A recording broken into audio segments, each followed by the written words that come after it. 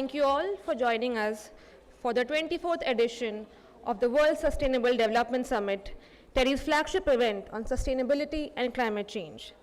The summit has emerged as one of the leading platforms in Global South, deliberating the discourse around sustainability and climate change.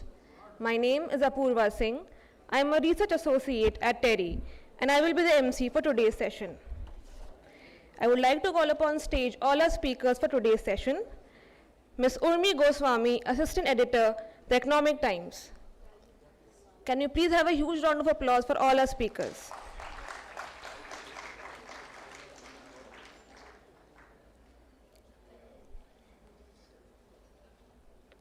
Dr. Ajay Mathur, Director General, the International Solar Alliance. Ambassador Arne Walther, former Norwegian diplomat and former Secretary General, International Energy Forum.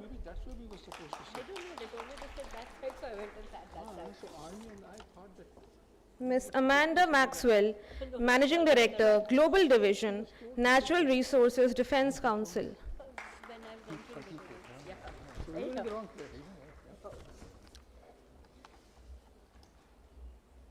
Ms. Seema Paul, Program Director, India, Sequoia Climate Foundation.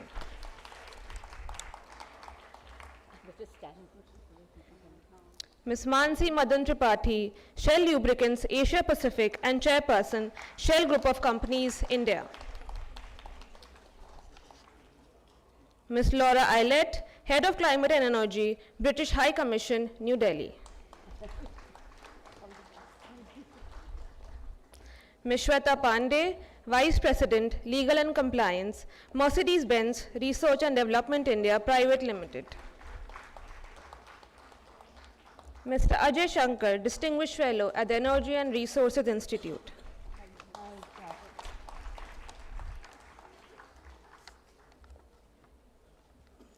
Dr. Ritu Mathur, Director at the Energy and Resources Institute.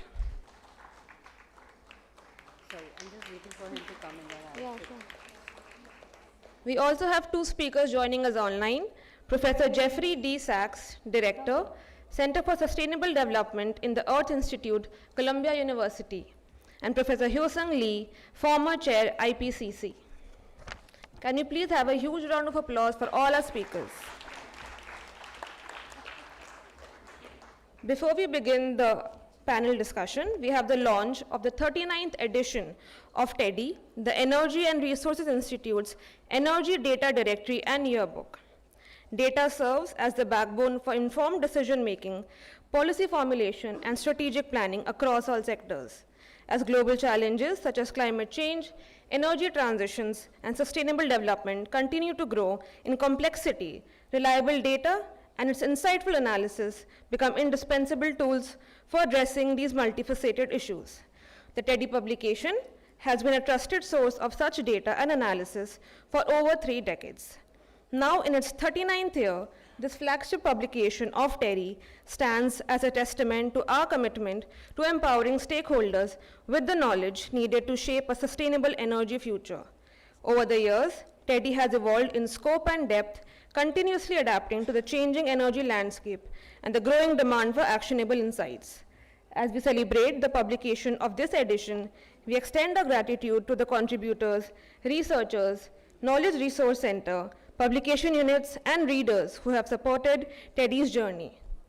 May I request all the speakers to please come in the front to release our TEDI publication for 2023-24.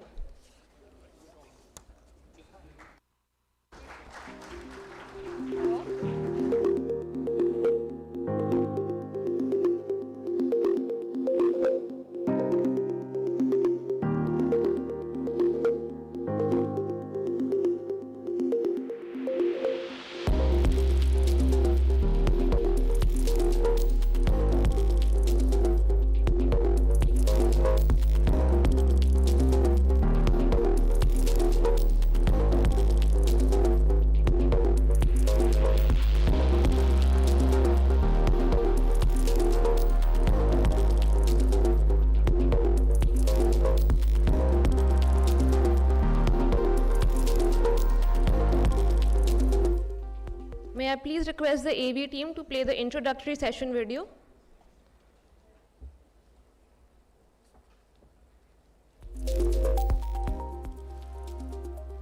Welcome to this session on Powering the Future through Sustainable Energy Transitions.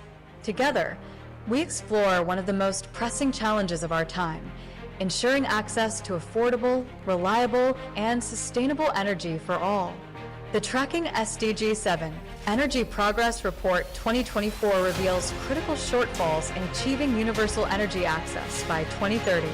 While there has been progress, significant gaps remain. Today, 685 million people still lack electricity, most of them in sub-Saharan Africa. And 2.1 billion people rely on polluting fuels for cooking, a crisis we must urgently address. Renewables account for 18.7% of global energy consumption, an improvement, but far from the 32 to 35% needed to meet climate goals. This session will explore strategies to accelerate energy access, scale clean energy adoption, and enhance energy efficiency while ensuring no one is left behind. We will tackle critical questions. How can innovation transform energy access? What role does financing play in addressing inequities? And how can partnerships scale decentralized renewable solutions? The journey to achieve SDG 7 requires bold actions, innovative partnerships, and a collective commitment to clean energy transitions. Join us now to power the future and ensure sustainable energy transitions for all. The journey continues with urgency, but also with hope.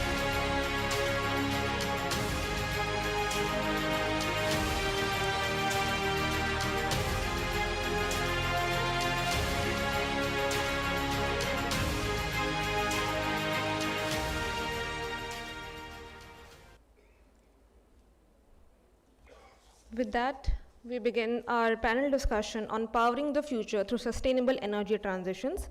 I would like to invite on stage Ms. Urmi Goswami, Assistant Editor at Economic Times, to please deliver the opening remarks. Over to you, ma'am. Thank you very much. You know, as we were stepping up to launch the TERI, I realized it's such a huge panel that I have to shift my chair so that I can see everybody, or everybody will be craning their necks to be able to listen. So I hope that, you know, I hope we can manage. Having said that, we are going to spend the next, well, almost 90 minutes talking about powering the future through sustainable energy transitions. Now, it's asking too much that I tell this gathering of distinguished men and women what we want to talk about, but very simply put, we are at that strange place or a very critical place. There are shortfalls, but there is progress happening, because after all, renewables now account for almost 19% of total energy consumption. That was in 2021. I'm hoping it's gone up at least to 19%.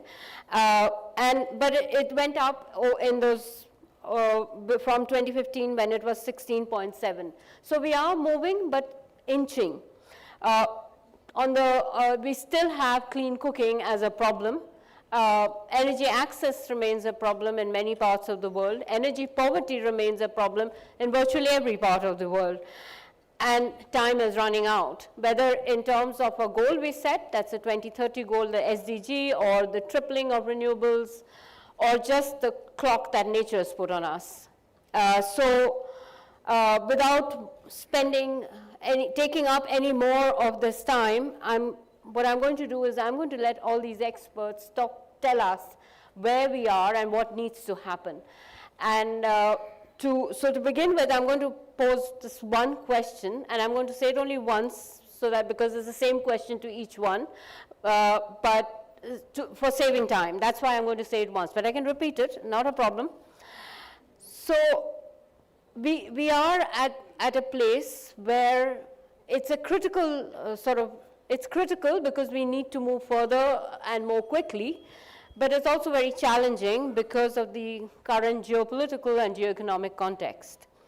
So what, according to each one of you, is the most critical challenge in mobilizing action for universal energy access. Now, of course, you will translate it into, like, if you are from a sector, in your case, the automotive sector, or in terms of fuels. I mean, very specifically, obviously, you respond from that particular lens to ensuring that clean, affordable, efficient, that energy access happens in a clean, affordable, efficient, and sustainable way, while not forgetting the other part of the story, which is development or the standard of living goals.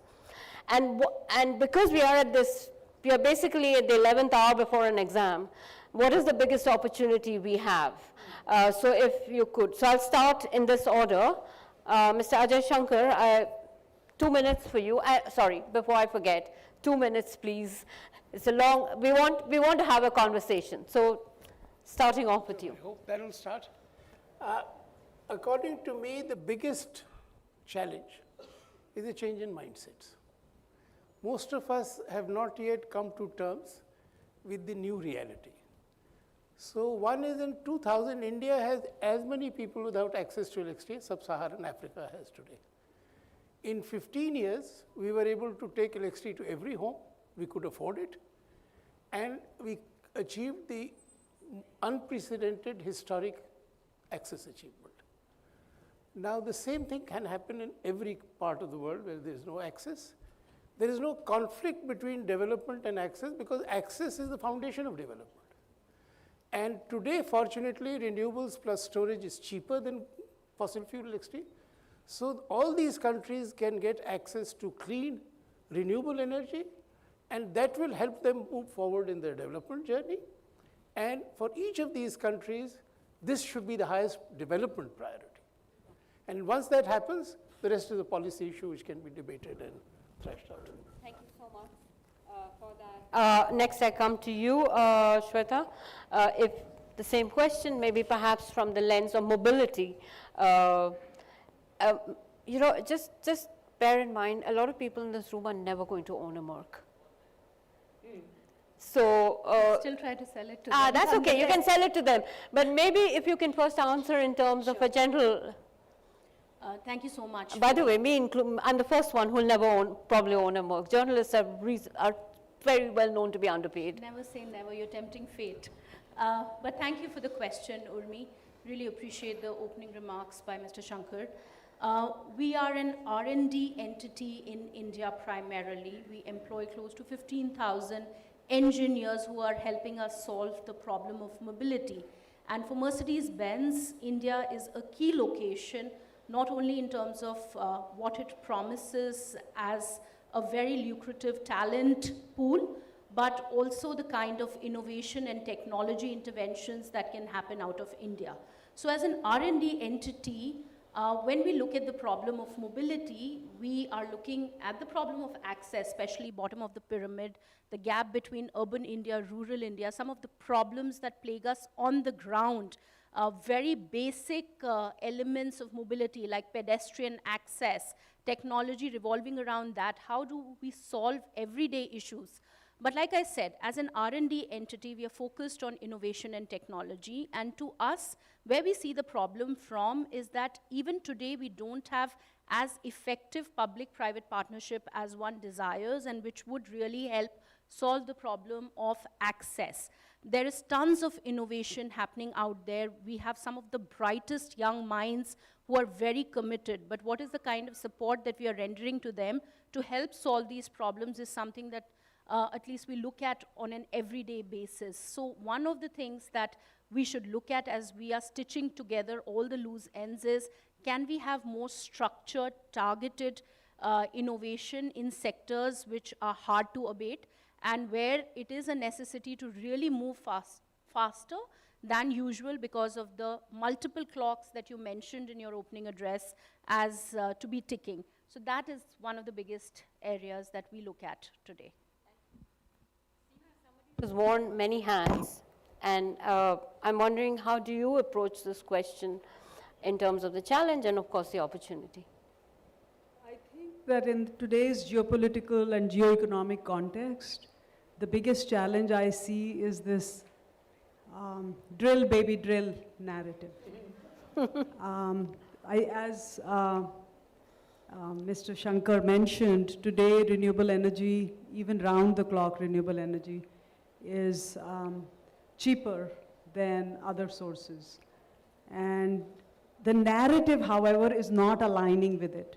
Even today, there are pockets, I would say more than pockets, of resistance against renewable energy, even though we in India itself have achieved 100 gigawatt. So I think we have to build the narrative for renewable energy to the level that we can demolish the myths. So I see this drill baby drill phenomena as becoming a major challenge to the lack of narrative that we already suffered from for renewable energy. Thanks. Mr. Arne Walther, now I turn to you. If you could sort of take us through your take on the challenges and opportunity. Yes, okay. Well, I would like to continue spelling out some bad news, and that is that the geopolitical and the geoeconomic backdrop for our discussions this year is much gloomier than it was last year. This impacts the global energy transition, likely delaying it, at worst, driving efforts off the rail. We have to wake up to new externalities, an increasingly polarized, volatile, and conflict-ridden world in geopolitical disruption. A new president in the world's leading economic and military powerhouse is shaking up a lot of things at home and abroad, in trade relations and geopolitically, along with new energy and climate policies. All this is impacting the global energy transition. The political landscape is changing also elsewhere in the global north. The My Country First mantra is increasingly being heard amid heightened energy and economic worry. There is war in Europe. Military expenditure is being stepped up, leaving less for international development aid and global sustainability goals. In the global south, with India as a leading voice, is speaking up for a more just world order. We have disparities and inequality in and among nations. They are increasing.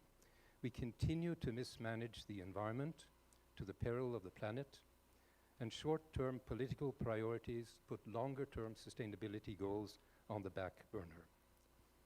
That was the bad news. There is good news too. There is new dynamism. There is new optimism, not least in India, the fastest growing of the major economies, soon the world's third largest, with achievements in energy transition in particular, and the increase in solar energy capacity, thanks not least to the gentleman sitting beside me. Okay. And the gentleman sitting beside him, we agreed that I will vehemently disagree with everything that he said, except that now I can't. See, that's why he's ambassador, Walter, you see? Yes, that's why he was the ambassador. Yeah. So Dr. Mathur, you better give lots of good news. I don't know whether I can give good news, but I can give suggestions. Okay.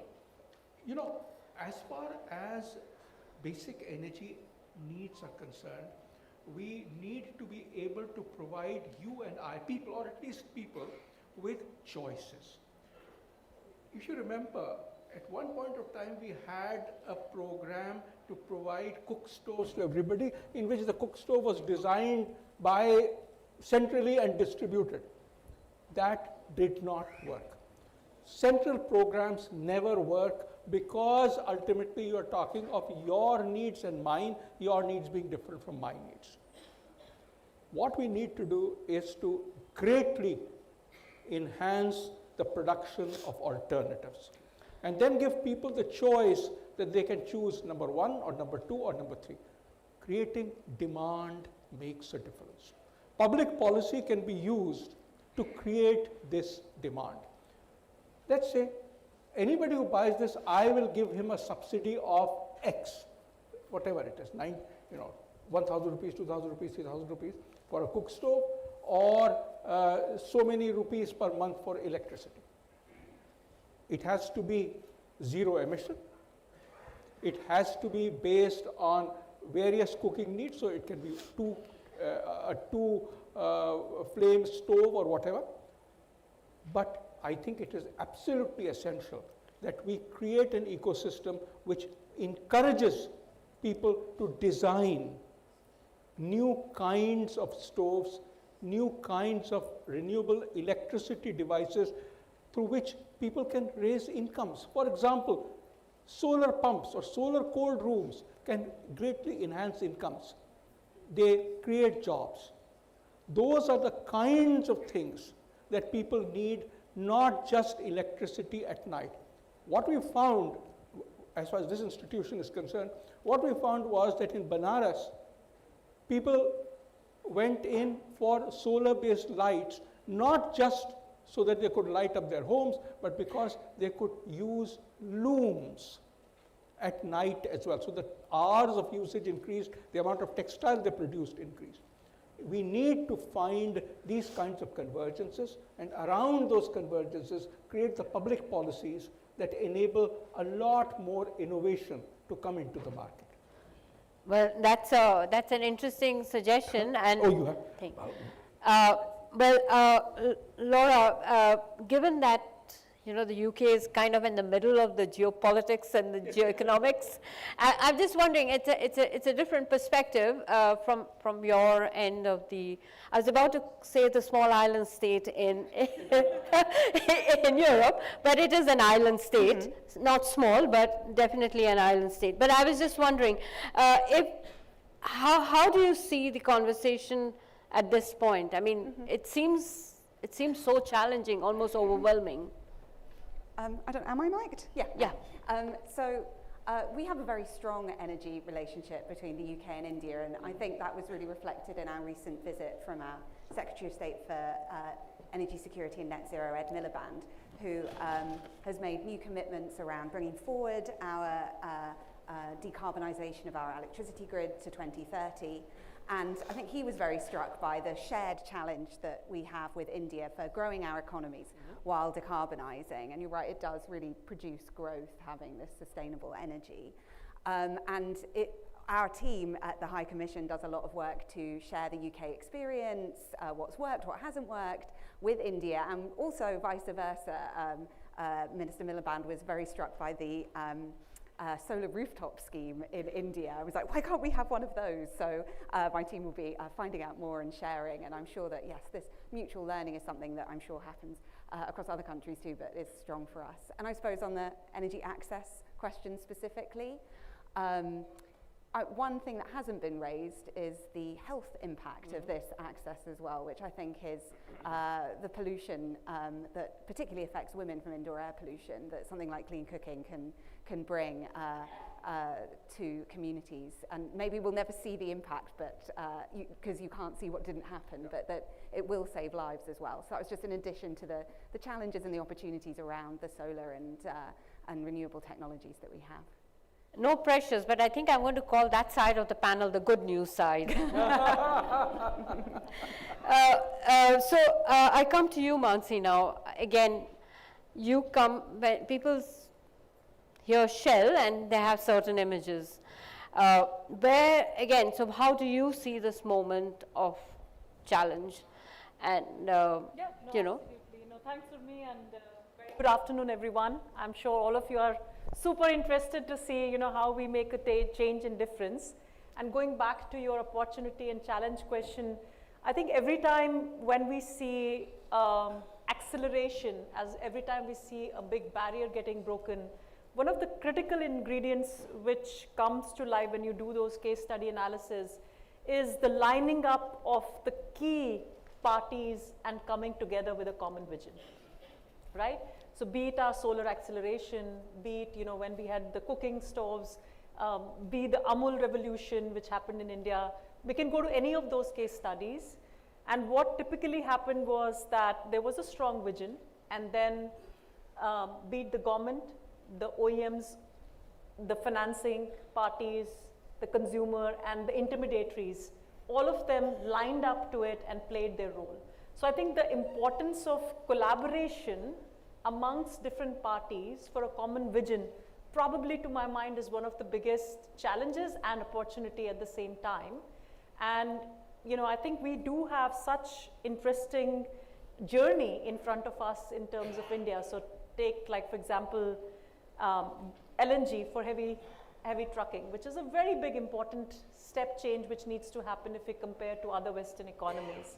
And there, when we do that analysis again, what we need is a very strong will of the OEMs and the financing companies and the all the intermediaries to come together to solve for it, and we know that the solution will come through that. Right. So I think that's the journey which, again, as a company, we want to get those parties together, because through that conversation, that collaboration will happen, because in the end, it's a win-win-win for everybody.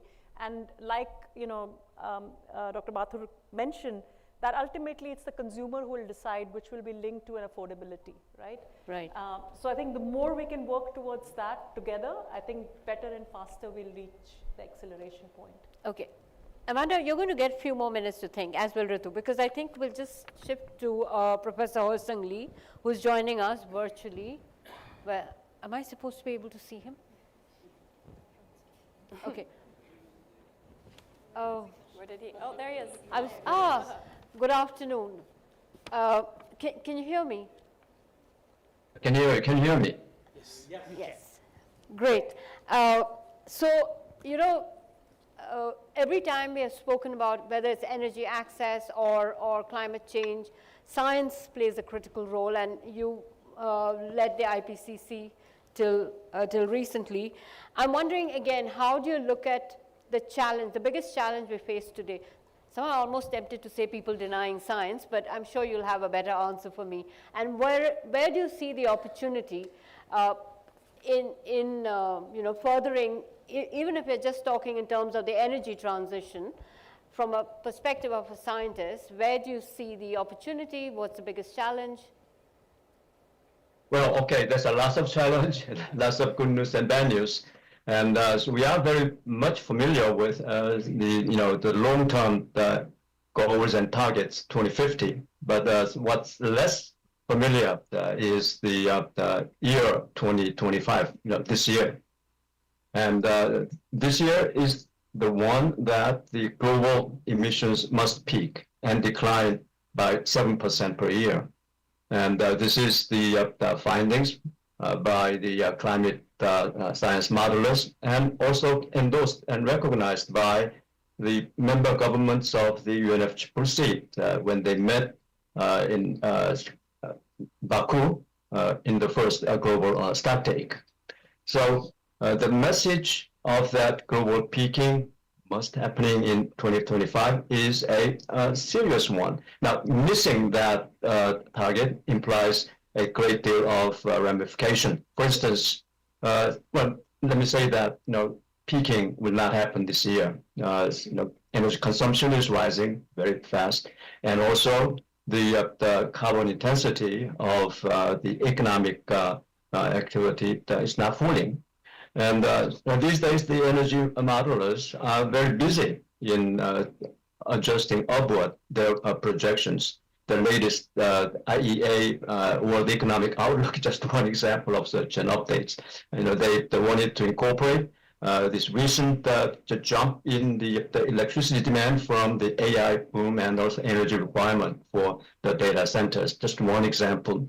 So missing this peaking means that there will be a surplus of CO2 emissions, and this surplus somehow has to be removed, offset by the direct removal of those CO2s from the atmosphere. It will be costly, but that cost will have to be borne to keep the warming below 2 degrees and as much as limit warming to 1.5 degrees. And now this year also, in terms of the implementation and actions,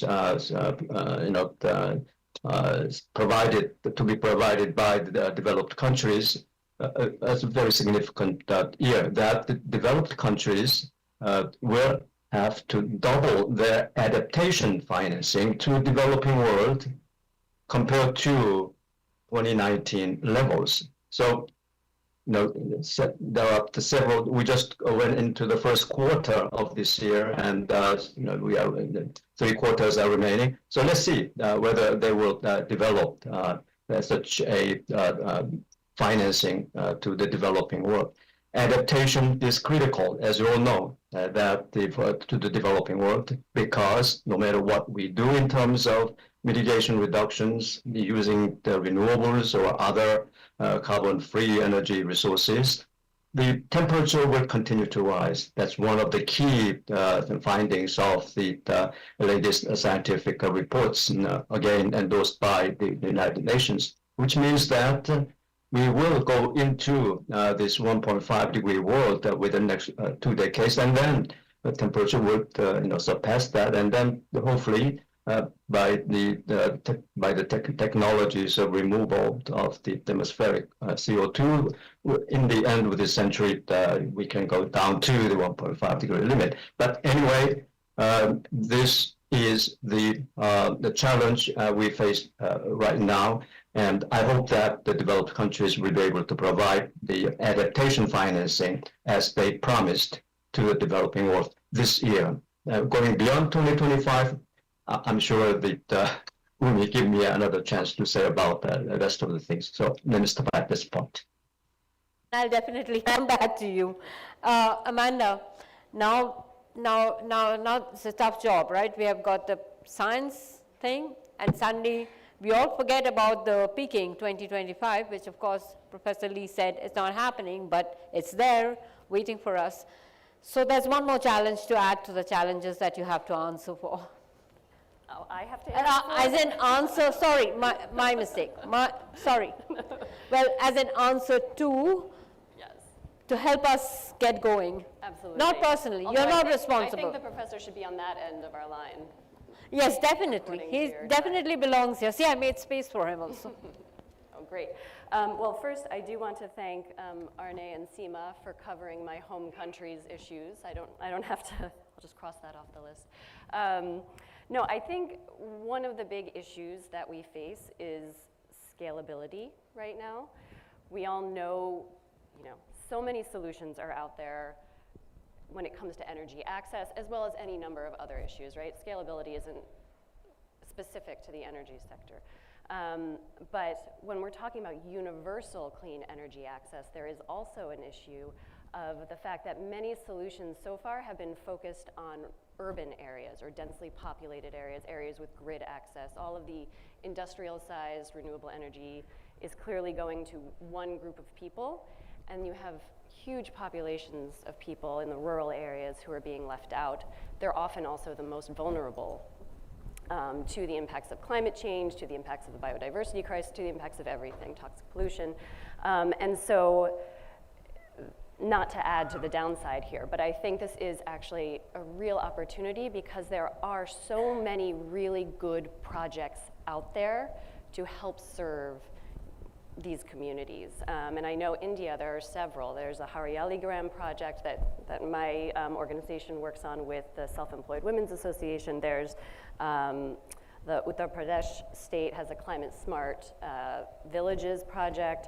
There are also projects in other countries and other continents in Latin America and Africa that are very similar.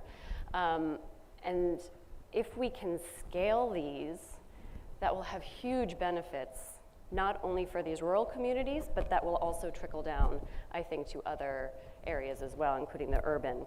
And the question of how we scale these to meet the need of the moment that we're in, as the professor just very nicely outlined, is going to be the real question. And that's why I think where we are right now is also really important, because India has a huge opportunity here to kind of set the stage for what kinds of solutions can scale elsewhere in the world. And I know from conversations with others who work in Africa, who work in Latin America, they are often looking to India. What India decides to scale, they will look forward to adapting as well.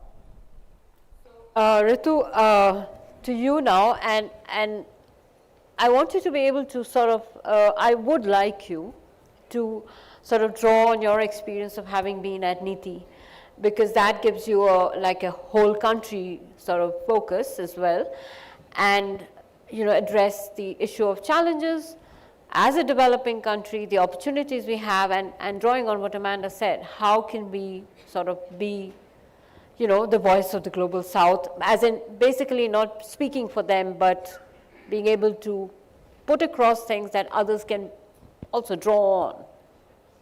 Yeah, thank you. I think much has been said, but I would like to again bring this back to the fact that technologies do exist. I think we are at a point where renewables have been doing great. We see a lot of emerging technologies like green hydrogen, etc., coming into play, where we are talking about some of the other sectors and so on. It's really, again, as was being just mentioned, about scalability. And scalability, again, is not something which can be generalized. It needs to become local specific, and looking at the challenges which exist with different sectors, different user groups, and so on. So I think the challenge there is to find the right innovative models to be able to bring that scale. So whether it is like creating markets by demand aggregation, or it's looking at the agriculture sector and the scope for agri-PV, or bringing RTC power by bringing together a bunch of RE technologies. I think there are ways in which we have to think a little bit differently to bring that scale up. Again, I think what is important, maybe at stepping back, is therefore looking at things synergistically, and I think Dr. Mathur again mentioned a bit about this. If we can tie these up into our national goals, our national priorities. For example, if you bring in Viksit Bharat, I think the two have to go hand in hand. You can't talk about decarbonization on one hand and Viksit Bharat on the other. So talking about livelihoods, talking about income generation for the people in ways that they use green energy for not just the direct needs, but also for greater opportunities to bring about economic development in the country. I think that is imperative that we look at it. So I think innovative ways to bring in green growth is the bottom line. But again, taking it from individual people, individual sectors, individual households, I would also like to scale it up to the level of the economy. And I think in this current geopolitical context, we are also seeing some other shifts, which are, for example, trade-related shifts, which are going to happen either because of the other geopolitical challenges, but also because of the transition challenges. So there are fuel-related shifts, but there are shifts because of, say, Make in India. There are shifts because of other factors like war or relationships with other countries and so on. So again, I think there are opportunities there where I think we can look at where India can step up its growth potential while providing jobs opportunities, green growth opportunities again. And I think again, there are many, many sectors where, for example, China plays an important role in trade across various commodities like footwear, leather goods, textiles, etc., where India has comparative advantages as well. Why could we not push some of these sectors in terms of enhancing our economic growth, but at the same time looking for the green growth opportunities in facilitating these sectors to take this up? So again, I think there are things that the government is already doing, looking at aspirational district programs and so on, linking all these things up together to look at growth and the decarbonization together is, I think, the name of the game. Okay, thank you, Ritu. I'm now sort of always going to randomly ask people because there's so many of us, and I would like the conversation to be able to move and not forget where we started, right? Ambassador Walther, I wanted to push this, put this question to you on. Everything we heard, we are hearing of opportunities and things that we can do, but every time this conversation happens, when we hear leaders speak about them or people in decision-making positions speak, they will talk about in terms of energy security, resource security, and then suddenly everything goes a little bit, off. The pace changes, or most importantly, the pace changes. So how do we ensure that the twin goals of energy security and the resource security can be achieved, remembering in the larger question that if people are unhappy with the cost of living or not, their lives not improving, they're going to vote people out. In countries where the vote matters, that happens. And it has happened. So I'm wondering, how do we manage this tripod, so to speak? Well, was it Yes, me? that's for you. Okay. Yeah, well, energy, when I hear energy mentioned so many times, I get the impression that some people think it is an end in itself and forget that it is a means to promote sustainable global development, just development.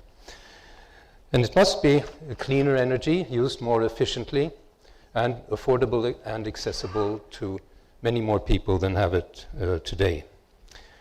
Well, we still need to scale renewables. We still need to have a need for fossil fuels, for energy security, energy affordability, and sustainability, what we can call the energy trilemma. The problem is that when the push of the political economy and geopolitics comes to shove in addressing these interconnected challenges, governments will likely prioritize the short-term imperative of energy security. They are accountable to their citizens, and these citizens can vote them out of power if they don't get the energy they need. It's politically and also morally imperative that the energy transition be just, and that in a world where countries are endowed differently in terms of resources, technology, and money.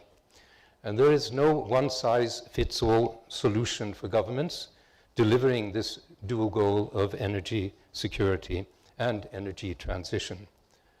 And most important of all, the global north must step up its financial and technological assistance to the global south. One thing I would like to mention is critical minerals, because I see that as becoming a more and more divisive issue as we pursue the energy transition. And there is a need for new and diversified supplies of these critical minerals and rare earths, and the demand will increase substantially in the years ahead. And they are important for accelerating the green energy solutions, but important also for energy security. And we can't forget that they're also important for military applications. Now greatly dependent on China, many countries are, for geopolitical and geoeconomic reasons, looking elsewhere for stable and reliable supplies. Ukraine and Greenland are today's headline sources of great potential, and that with a strong touch of geopolitics. Governments of countries that are endowed with accessible critical minerals and rare earths, they have reason to mine them to avoid undue dependence on others, for the energy transition at home, and for exports, adding foreign exchange earnings rather than draining national coffers. But mining them offshore and onshore also has an environmental and ecological cost. There are vocal voices in the scientific and NGO community against, arguing, in particular when it comes to deep sea mining, that it upsets the marine environment and fisheries, that we lack sufficient knowledge and analysis of the environmental and ecological impact of mining. We have that discussion in my country, Norway, as you have in Kerala, where I spent the last 6 weeks in a fishing village outside of Kochi, and experienced with my own eyes the public anger in strikes and demonstration against government policies to go forward mining critical minerals offshore India. And here we have a strange situation where many of the NGOs who are wanting to scale renewable energy solutions, they are also the ones that are most against deep sea mining. So there are a lot of issues here to sort out in a national discussion. That's a really interesting point. Seema, I want to sort of bring the same question to you, and taking off from where Ambassador Walther left off, because it's true. I mean, the same people who say do more renewables are saying you can't go. I mean, we are faced with that odd situation. And of course, you know, you mentioned Greenland and Ukraine, but there's also Sudan. And we seem to have forgotten, that they too are in a bit of a sort of situation over the same thing. So are we going to see more of that? But that I'll come back to you in a while. Are we going to see more countries marching into other countries simply to secure resources? But that's for a later moment. But Seema, to you the question is, how do we balance energy security, resource security in the overall frame of moving towards sustainable, clean, accessible energy for all? I mean, there are various ways to look at it. The issue that you raised is very important, the one around communities. There has to be, a benefit for the community from mining, and we have to develop the systems and methods to be fair and equitable. So that, I think, it's a prerequisite. So I'll just start there. But then in terms of, mineral security, if there was one issue that I had to bet my own money on for India's energy transition, it would be mineral security. Because we are not going to get the energy security, the energy transition without the mineral security. There is a short-term piece to it and there's a long-term piece to it. In the short term, we have not done the homework. We don't know what is available in India. It must be available. We have a very large landmass. So in the short term, I think we have to procure it. It will be essential for us to develop tie-ups with other countries, and I think the government is on that track. In every trade agreement or trade conversation that India is having, minerals is featuring very prominently. Now to translate those high-level conversations into something concrete will require a lot of deep work. And in diplomacy circles, there's something called the 1.5 initiative, not the 1.5 degrees, which requires the engagement of civil society. I think civil society to civil society of countries that have the minerals, there have to be conversations, they have to be equitable, they have to bring something to the country that we want to procure this mineral from and for ourselves. So I think a lot of effort has to go into it, but circular economy also has a very important role to play, and we have to leverage that for India. And then for the longer term, as I already flagged, I think the delayed agenda of really doing the scouting for what's available in India is absolutely essential. In all of this, the role of civil society is quite important. I just want to underscore that. It has to work hand in hand with the private sector and the government. Thank you, Seema. I will just turn to Professor Jeffrey Sachs, who's now with us. I would say good morning at your end. Yes, thank you. So I was wondering if I could just bring you in directly into a question, and I was wondering if you would like to address the same question on the twin goals of energy security and resource security in the context of the search for critical minerals, which is the critical piece, as both Seema and Ambassador Walther have stressed. If you could, and how do you address the issue of inequity, which still exists in terms of energy access? So that's two questions, sorry. Yes.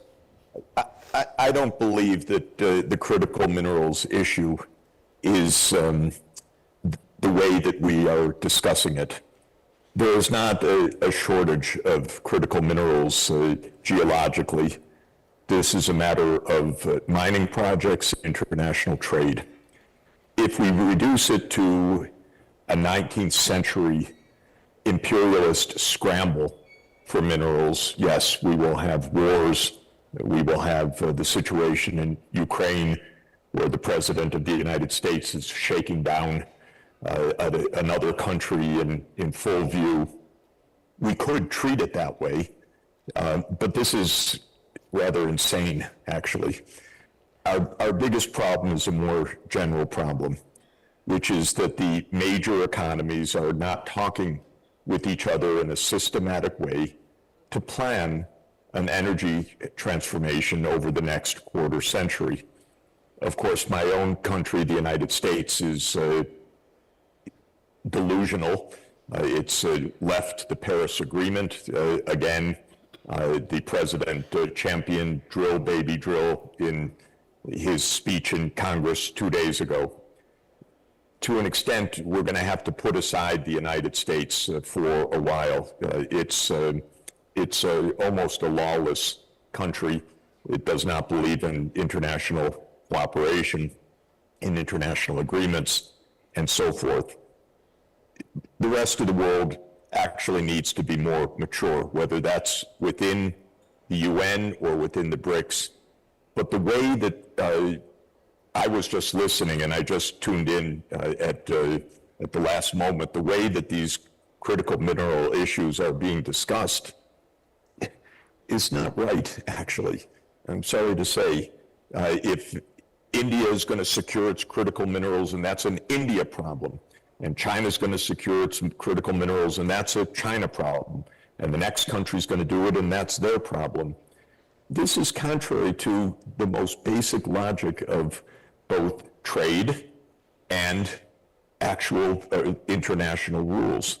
Now, I think we feel that we're in an environment in which international rules are going by the wayside, and my basic answer is that must not be. If we approach the world that way, we will all die in World War III.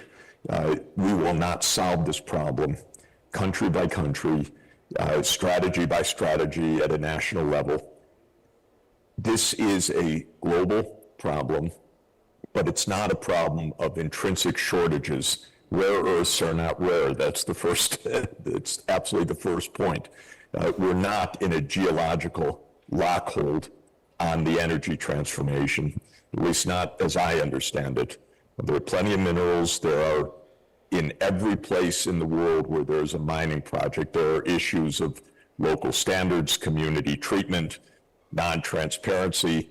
The mining industry has always been one of the most rapacious, extractive, corrupt enterprises in the world. We ought to make this a lawful activity under international law. In other words, my point is it's not a mystery what we're trying to do. We've been talking about this in a pretty intensive way for 34 years now, 33 years since Rio, since the signing of the UN Framework Convention on Climate Change. The major countries, the UN, need to do their job better, frankly. This is not a market activity or an individual country activity.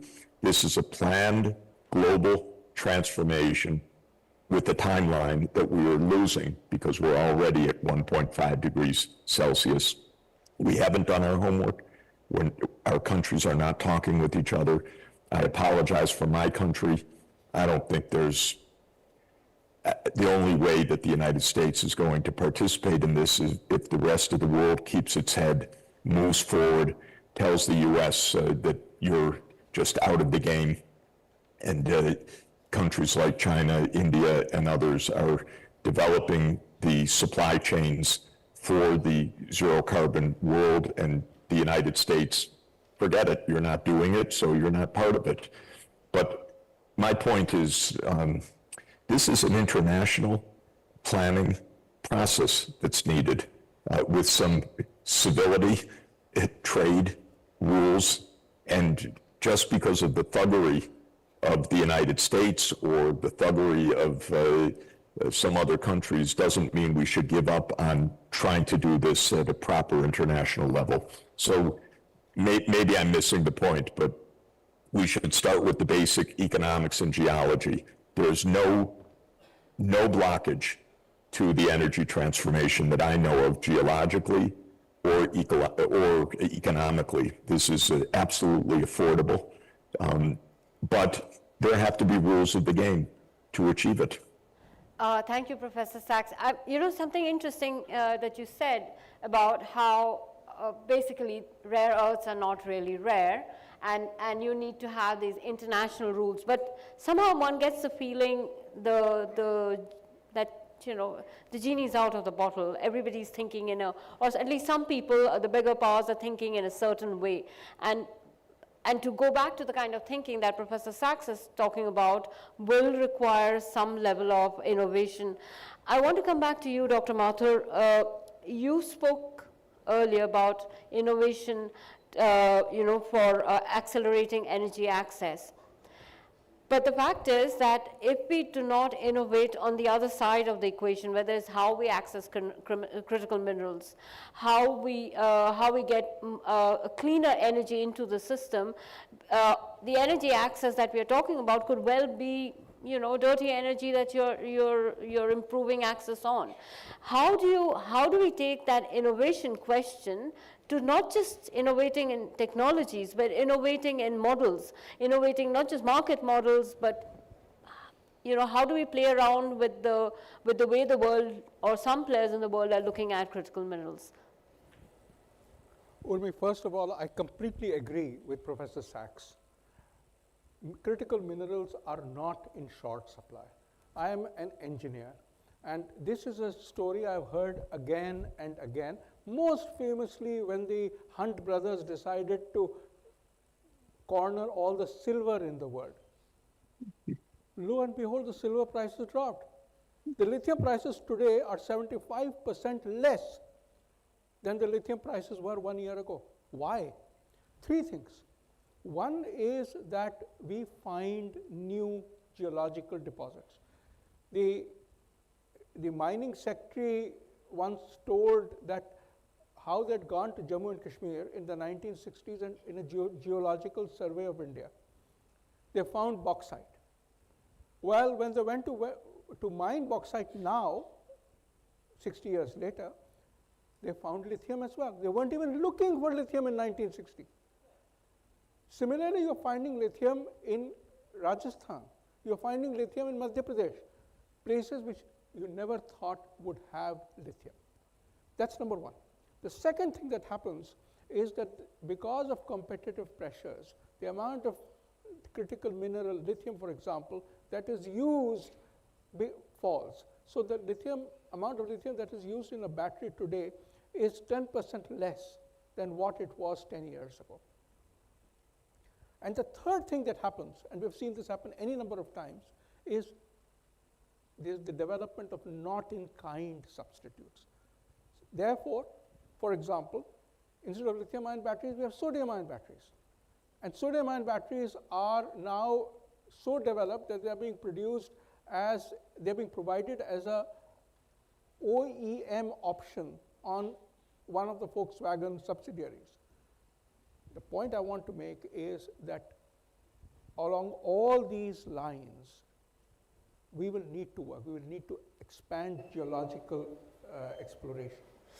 We will need to enable competition so that the amount of lithium used per battery decreases. And we will need to promote R&D so that non-lithium based options also develop. So in my view, all of these are possible.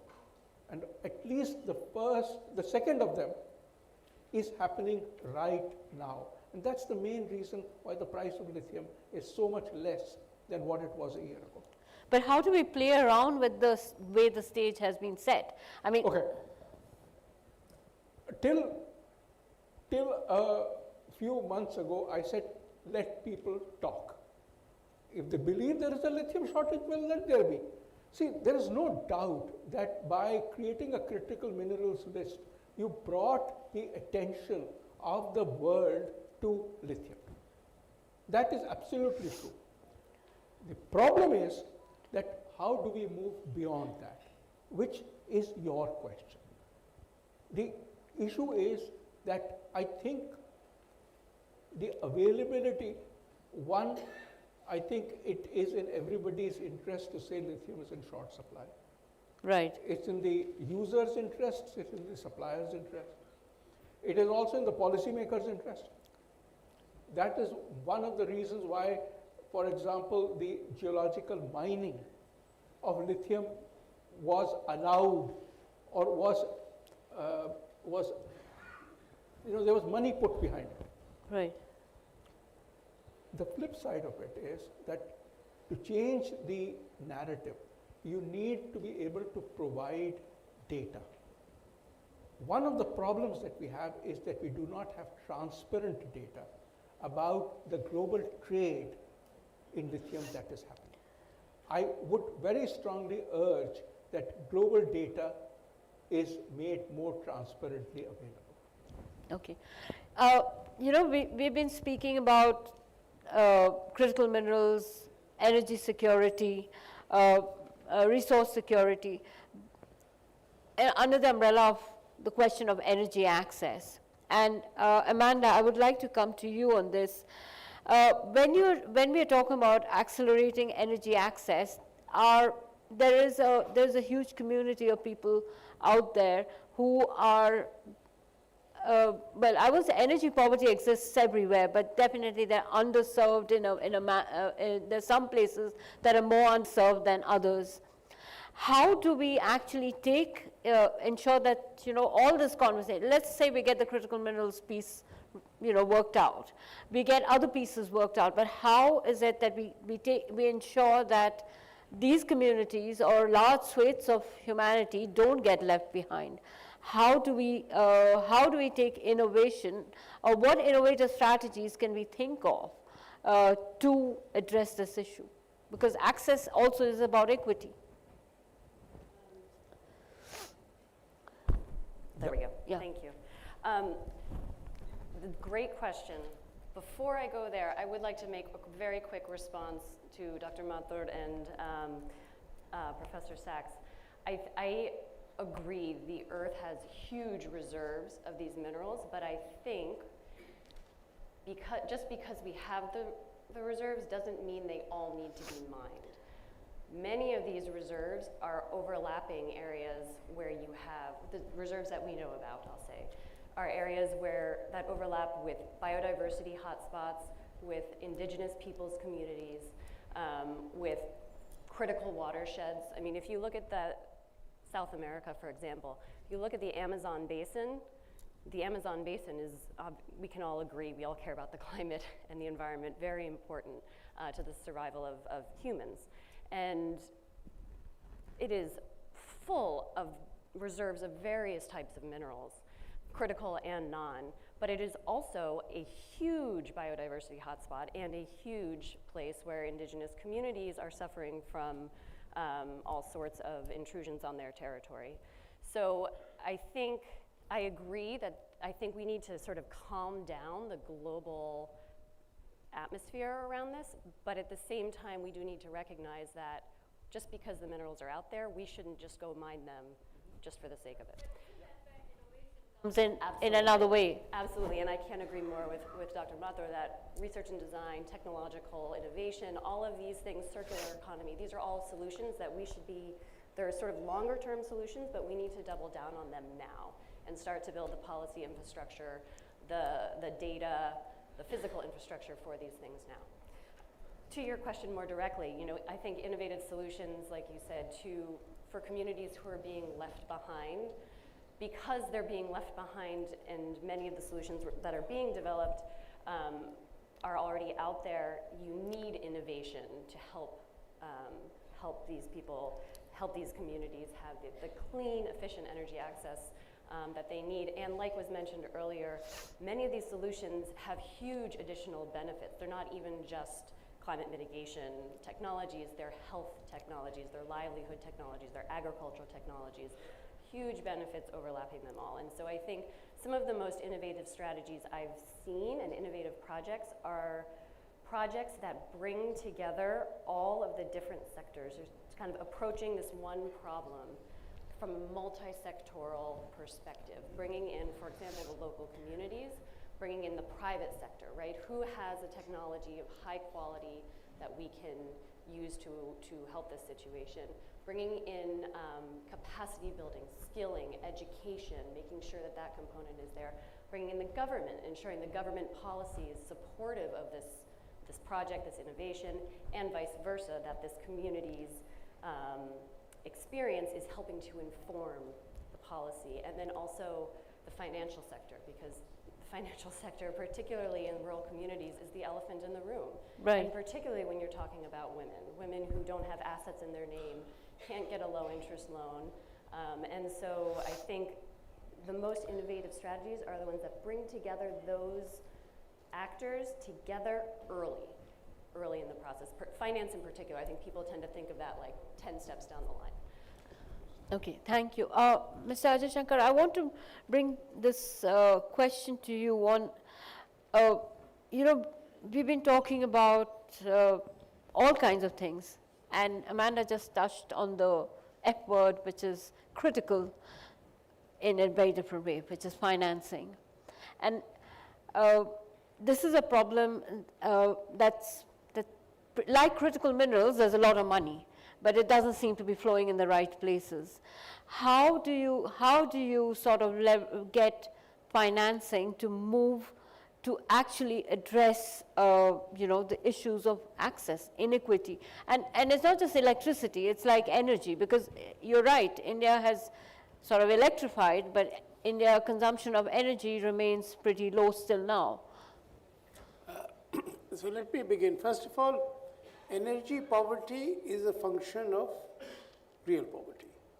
If I have higher income, I will consume more energy. But it's also true conversely, right? No. That is why in my earlier comment I said that the primary development goal should be to provide access. Right. We have succeeded. Now, the issue to look at, and that's a complex one, is what is the right policy for a particular country? Because countries are very diverse, countries where there is a problem of access, and the policy has to be tailor-made to succeed. Now, the lessons from India. Access was provided by public spending. Government spent the money, took the wires to every home, and India has gained. But India also got private investment into generation. So, the entire renewable energy portfolio of India, 100 GW of solar plus whatever 50 GW of wind, is all through private investment. And why did India succeed there? Because we were able to de-risk investment. Now, we were able to de-risk investment, but we also succeeded because India is well integrated into the global capital markets, so money can flow in seamlessly into India. No Indian corporate has a problem raising money for a viable project. Now, if you come to some developing countries, there are problems because there is a country risk, their access or integration to global markets is problematic. So that is where the international community and partnerships have to work. And in the morning session, the point was made, and it's a very major point, that if you want private investment to take place in a particular country and you think that will happen, and each country is to decide what is to be done by public investment, what is to be private investment. But public investment is possible through borrowing from World Bank, from the international capital markets, and I think there is a strong case for increasing the amount of money available for energy access from the development banks. But if you want private investment to happen, then that private investment, even if you de-risk it locally, it will not happen or it will be disastrous if the borrowing is in dollars. So the borrowing has to be done by local private enterprises in the local currency, and each country or the international community needs to put in place a mechanism where international money can flow in, the risk of currency depreciation is absorbed, and lending is done in the local currency. Now, typically in the World Bank portfolios to India, government would borrow, take the currency risk, and lend at a flat rate to public sector undertakings and so on. So that is the only model for getting international money into developing countries where there is high risk and uncertainty, and get private investment which is de-risk to provide access. And what is the right mix of government funding, government extending the grid, and private investment either in mini grids or in generation or renewable energy projects has to be tailor-made for each country's situation. Right. But my final point is, the world is not short of money for achieving universal access. We are a bit late for 2030, but within 2-3 years it can be done, provided it gets the highest priority for development banks, multilateral, that energy access should be your primary goal. After literacy, I think it's the most important thing. And for the climate finance and people engaged in climate change, I think this is a low-hanging fruit. And as I said earlier, you can provide access using renewable energy and storage. You don't need to use fossil fuels. Okay, thank you. Laura, I want to come to you with this question on the international financing bit, because we keep hearing about, how money has to flow from developed to developing countries and so on and so forth. Money has to flow, full stop. And I'm wondering, given UK's own experience of doing it in other parts of the world, what is it, what do you see as the way to use international finance to address inequities in access? Yes, so I mean the UK has a significant climate finance commitment that I worked on in the team for the last 10 years in our international climate finance team. But it's all about moving, isn't it, the billions to the trillions. No one thinks that the public money from developed countries can do everything. So it's how do you use that smartly to really leverage other finance, either from public or private sources. And it is about the de-risking, because the market is not risking these, it doesn't have the financial models ready for these things. I had what Oprah calls an aha moment when I went to a bank in Southeast Asia, and they said, well, we can't invest in any project here that lasts longer than 7 years because of the credit rating of the country. And I was like, oh, but all solar and wind projects last 7 years.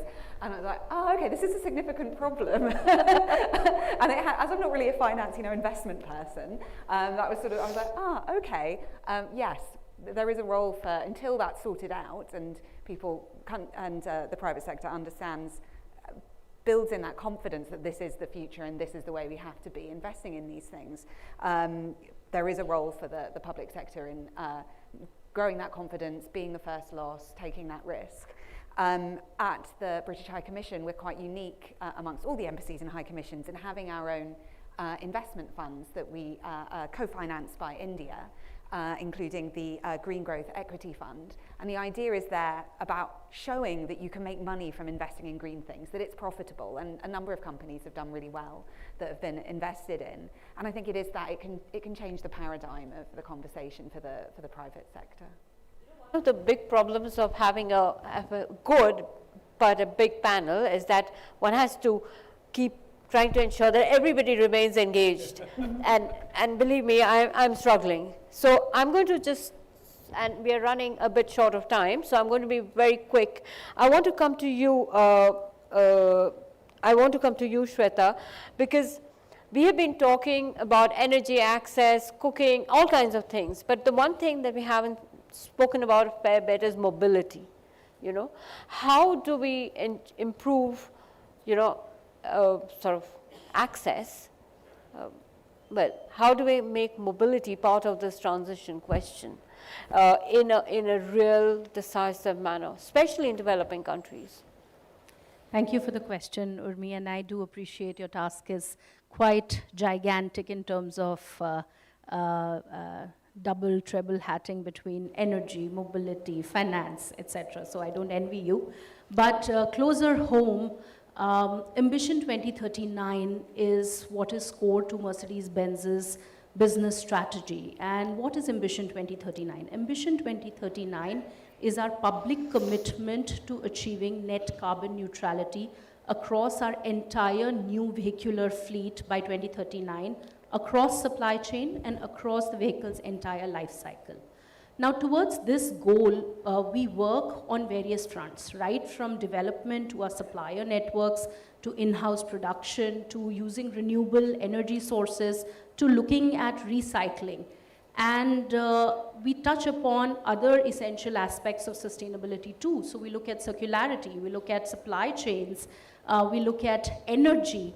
And we have understood one thing, that if we have to continue on the path of sustainability, we have to get more systematic and deliberate in our efforts. And given that everybody here spoke about minerals, we have identified 24 raw materials which are critical to our supply chains. And they are not just limited to cobalt or lithium, which is a critical raw material for batteries, but also nickel, graphite, copper, magnesium. And we understand that there is a certain degree of susceptibility of human rights violations, and therefore we are very deliberate in our efforts as to how we work in our supplier network. What are some of the initiatives that we undertake when we are looking at this list of 24 raw materials. And I'm very happy to share from this stage that we have developed a human rights respect system along which we measure our progress, and we see how we are faring on these. Sorry, Shweta, I'm sorry, I keep looking at the clock and I'm almost scared they're going to tell us to leave. Huh? So, very quickly, if you can wrap up your answer. Sure. Sorry. So, with these systems and being deliberate about our actions, I think we're making a definitive dent in the narrative. And we do stay committed to our conversations about human rights, especially in markets such as India. Okay. Like, for example, we work in the mica mining space very extensively with our NGOs. So I think just to wrap up, the focus is on moving towards the sustainability goals, being firm on the decarbonization journey, and ensuring that we have identified areas which are hard to abate, and we work consciously in those areas. You spoke of the hard to abate. Ritu, I want to bring you back into the conversation. I keep, I'm sorry, very quickly, on the hard to abate sectors, what kind of signals are we talking about? You know, the problem of talking about energy transition is like herding cats.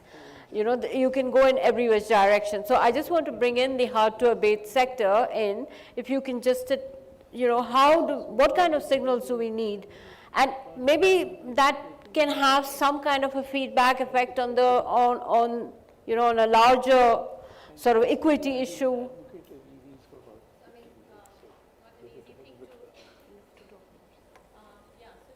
Thing to capture completely. Sorry.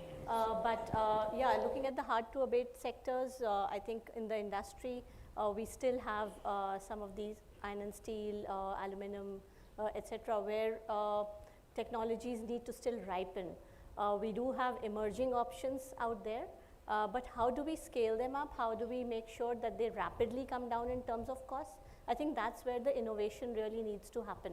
And I think the signals which we can provide are in terms of innovative ways of creating markets, bunching things together. I see a great scope for making things work in a hub kind of model. So you bring together MSMEs, you bring together a bunch of people who could be producers and consumers, so that in a localized environment you can look at what kind of challenges exist and at the same time try to overcome them sort of systematically and jointly. So I think those are some of the kinds of things. Again, I think we need things like sectoral roadmaps, because here it's again a transition which is not in a point in time but over a period of time. So there's something which we know and we can measure and we can put our heads together in terms of saying this is a definite today, but definitely 2 years down the line it may be something very different. So what we need is also flexibility and the ability to keep changing our track. So I think preparing for that roadmap, but having a sectoral direction in terms of going forward is another important thing which I think the hard to abate sectors need to have. You know, Mansi, I wanted to bring you in a sense, when we now talk mobility, it has to come back to fuel, but that's where the transition has to happen as well. And again, that's again another area where you will have different speeds and people, there's a possibility of, sections and communities getting left behind. How do you see this this conversation happening, or actually happening? Not the conversation is happening the way, in a fractured manner, but how do we ensure that this transition happens and it kind of doesn't add to inequities that we have? Yeah, no, I think I'm building on what and Ritu just mentioned. I guess we talked about the sectorial part. I think the other piece which I want to bring in is how important is the criticality of analysis and data first to figure out where do we need to put our efforts first and how do we streamline this entire roadmap, including the just and equality, and there are so many angles which need to come into rather than singularity of the situation. So in India, like when you look at hard to abate, the data quickly tells us that, if you look at the three, which is, the power, industrial, and transport, that will solve for 70% of emissions in the country, right? So I think then it helps us to then put where do we need to go first and how do we really need to, instead of boiling the whole ocean, number one. Number two, I think in each of them in the sectorial pathways, if we can divide it into the scope 1, 2, and 3, and then see how do we, and which part of the equation can be done, as Shweta was talking about, by the suppliers, which will be in scope 2, what can be done by you, and how do we get the education of the consumers to make the alternatives and choices, which was talked earlier. But importantly, in the equation, where does the government need to play a part so that the affordability equation is finally solved, So that's now number 2. I think from a practical point of view, the number 3 over here is really doing that 2x2 quadrant of what's the investment needed and what's the return you get, and the return can be defined in terms of money. It could be defined in terms of how the pace, the equality in the society, whatever are the parameters you want to put in, then a multi-dimensional quadrant. And that should help in saying, from an effort and return perspective, how do we prioritize again to get this ball rolling at pace? Because that's what we are talking. How do we scale? How do we move faster? How do we really create these situations? So I think if you do it systematically, and I think, in Shell, I think that's where we are trying to put in for each sector, what's the roadmap, and then how do we make our capital investments as well as any kind of investments in a manner that give us the maximum return so that the emission pathway becomes more accelerated and more skewed towards now than more skewed towards, the unknown future in that sense, right? So I think that's how I would just, in spirit of time, summarize it in terms of saying that the hard to abate sectors are important, but I think doing this systematically does give us results, and that's how, there's a way to the madness in that sense. Yeah. I hope there is a way into the madness. Professor Herseng Lee, I wanted to bring you back because you said that you would talk about the opportunities when I came back to you next, so I'm back to you. So I'm wondering if you could tell us a bit about the opportunities that exist, but also that you have been listening to the panel, and of course the conversation has gone in every which direction, which is unfortunate part of the subject itself, because it goes in every which direction. But I'm wondering where science plays, what can we ask of science? I mean, science tells us so much, but we don't listen. So what can we ask of science to tell us so that we perhaps listen?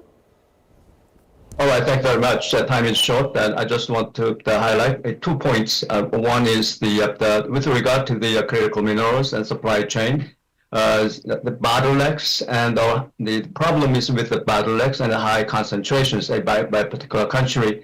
And as you all know, there's a long lead time from the contractor mining to the actual exploitation of the minerals, and then there's a processing of those minerals, and that process takes much longer than 7 years at the earliest. And now the fact is that the extraction as well as the processing of those minerals at this time highly concentrated in one particular country, that's China. And the world knows that high concentrations enjoyed in China for a number of years. It's been no problem, and the world has benefited from the low-cost production of China-made low-cost production of the solar panels and wind equipment for wind generation. The problem arose when the globalizations, the wind of the globalizations, somehow encountered big problems as we saw for the last 3 or 4 years. Now, in these situations, we can guess that the energy security problems will remain as long as this dominance in one country in specific supply chain area, and then the investment not quite well flowed into this area due to this uncertainty of the global changed global situations.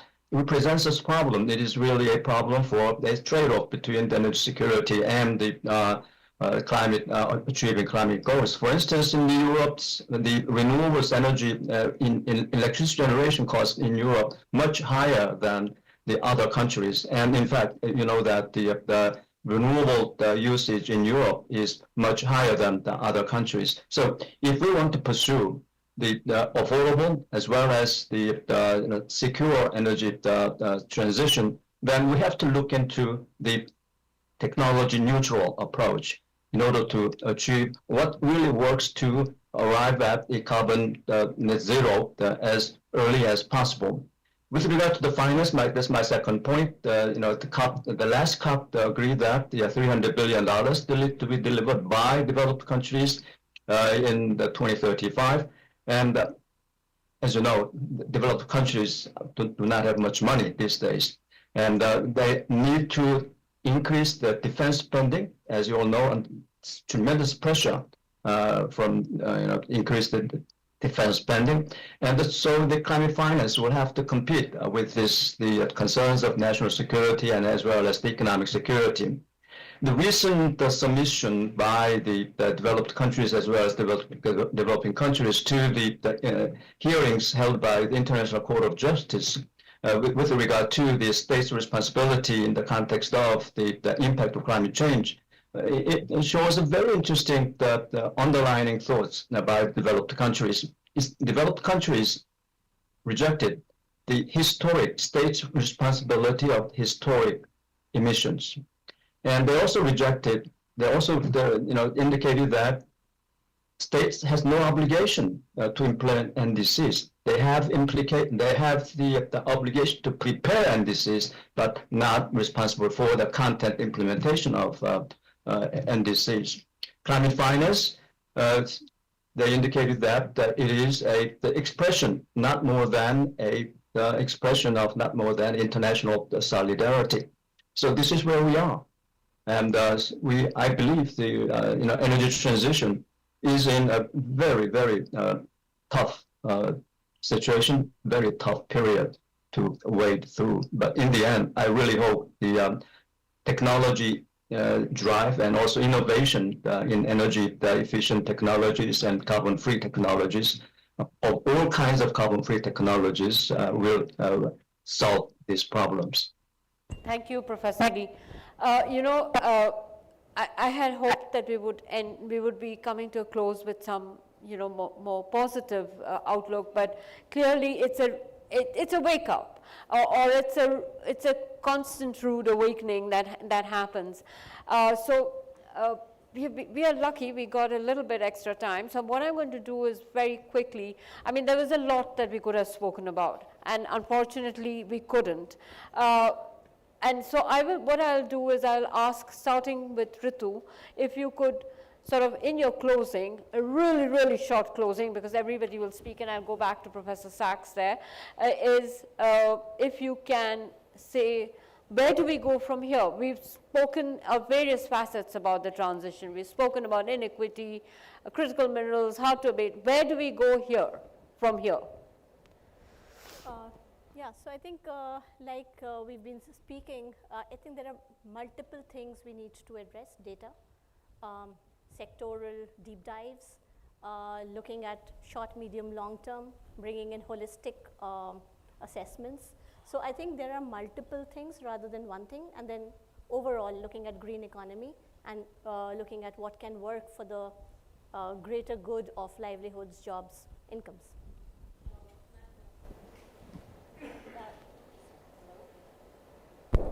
Thank you. That was an excellent summary. I think in addition to those ideas, I would just want to leave us with the fact that this is such a huge challenge before us that no one can do it alone. And that's why I think partnerships and collaboration is going to be fundamental to any solutions going forward. So walking out of here, I think talking across borders, talking across hallways, talking across sectors is the way we have to go forward. Oh, okay. Mansi. Yeah, no, it feels like the kids game in which you keep adding on. So I yeah, that's exactly what it is. Yeah, but I think, that's where I started off as, which is the collaboration part, but I would also echo that whole piece of intent. And I think once the intent and vision is very much there, things will happen. And I think I remain very optimistic that there is enough energy outside of people who don't want it to make it happen, and we will make it happen.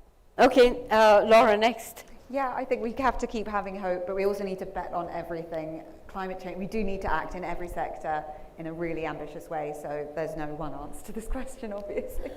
Dr. Mathur? In the end, this transition will happen. The key issue is how do we make it that the last person is able to move to a zero carbon future. For that, we need to create the guarantees that are needed to attract the private sector funding into areas where investment is not happening today. Ambassador Walther? And for that, I think we need a new and more purposeful public-private partnership with global reach. And we need more dialogue and cooperation, which is not happening now. The trend is that multilateral approaches are becoming more scrutinized by national governments. And one thing here is also that I think governments know quite well what they should do. But if they do it, they fear they might not get re-elected. And I think also just a final point, technology, sharing, innovation and sharing above all is a must.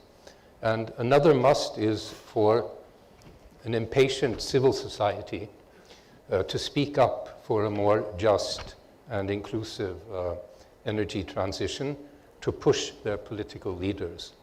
And speaking up like we are doing here with good news. And, but I still maintain the bad news that I offered earlier. Seema. I think the most important thing to my mind is that we retain our optimism. We are in rocky times, but it's like being on a flight, when it gets really shaky. You still have to believe that it's like you're going on a road, and yeah, I encountered some roadblocks, but that I will have a smoother ride. We needn't bury our heads and think only of the next 4 years. I think there's a future beyond the 4 years. For the moment, we keep doing the right thing. I think retaining our optimism to me is the critical ingredient at this point. Shweta. For us, it is identifying the right stakeholders within our areas of operation and influence, and to strike meaningful partnerships like the one we have with TERI in the electric vehicle charging ecosystem development work. So I think that's critical for us. Mr. Ajay Shankar.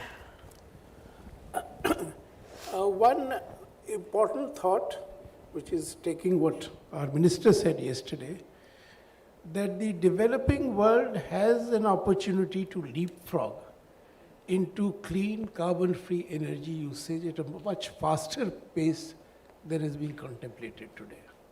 So if partnerships get the flow of money, which gets returns, it gets paid back, and the right policy mix, we could see the developing countries move straight to e-mobility rather than fossil fuel mobility, move straight to fossil fuel free energy for electricity, use electricity for cooking rather than anything else, and use bio-waste and biomass as a renewable source of energy. So if there is an international compact with clarity that there is this huge opportunity in the developing world if we get things right, I think the future of the planet would be much better. You know, I don't know about anything else. From everything that one heard, 2030, you know, may need to get pushed. I mean, 2030 won't push, but the goal will need to get pushed a little maybe, or maybe not, hopefully. But if anything else, they should take some inspiration from this panel. It was like the perfect pasta parcel. Everybody brought in something, and perhaps that's the kind of partnership we need. So thank you very much, and my apologies to the audience. I would have liked to get in questions, but just didn't happen. And my apologies to panelists for having cut people off or pushed people or not asked enough. Thank you so much. And thank you from the panelists. Thank you. Thank you very much. Thank you, respected speakers, for that enriching discussion, and everyone who joined us today for this session. With that, we conclude the second day of TERI's annual flagship event, the World Sustainable Development Summit. We would like to extend our sincere gratitude to the UK government for co-curating this session. A special acknowledgement goes to the Foreign, Commonwealth and Development Office for their invaluable support at WSDS 2025. Thank you everyone for joining us today, and we hope to see you all tomorrow for the third and final day of the World Sustainable Development Summit. You may now proceed to the Charminar area for tea and coffee. Thank you. And I request all speakers to please come together for a group photograph.